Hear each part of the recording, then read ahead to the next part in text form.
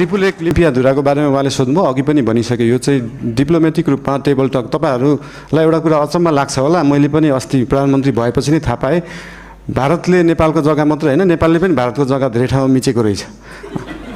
अनि यो कुरा चाहिँ अस्ति भर्खरै थाहा पायो। त्यही भएर दुइटै देशले अध्ययन गरेर हामीले मिचेको छौँ, उहाँहरूले मिच्नु भएको छ, के छ त्यसलाई चाहिँ बसेर एउटा साथीको रूपमा समाधान गर्ने चाहिँ हामीले सोच राखेका छौँ।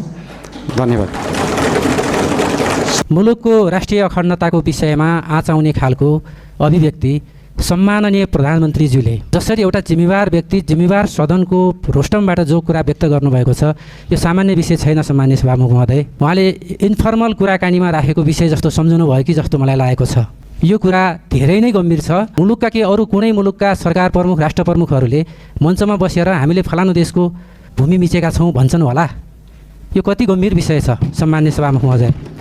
सम्माननीय सभामुख महोदय, पहिलो कुरा त सम्माननीय प्रधानमन्त्रीजीको यो अभिव्यक्तिलाई हामीले संसदको तर्फबाट करेक्सन गर्नै पर्दछ र यो गम्भीर अभिव्यक्तिलाई संसदको रेकर्डबाट हटाइनुपर्छ। सम्माननीय सभामुखज्यू, म यही ध्यान आकर्षण गराउन चाहन्छु। धन्यवाद। सभामुख महोदय, अघि हाम्रो आदरणीय सम्माननीय प्रधानमन्त्रीज्यूले भन्नुभएको थियो नेपाल भारत सीमा विवाद छन्, तर सम्माननीय प्रधानमन्त्री नेपालले पनि भारतको भूमि मिचियो भन्नुभयो। यो कहाँनिर मिचिएको हो, यो चाहिँ छिटोभन्दा छिटो हामीलाई पनि अवगत गराउन पर्यो र यो कुन विषय हो, यो गम्भीर र आपतजनक विषय हो। प्रधानमन्त्रीले तथ्य बिना दुई देश सीमाबारे बोलेको कुरा यो सत्य हो भने राखिन पर्यो। यदि यो असत्य यो कुरा सही होइन भने रेकर्डबाट हटाइयोस् भन्ने म माग गर्न चाहन्छु सम्माननीय सभामुख महोदय।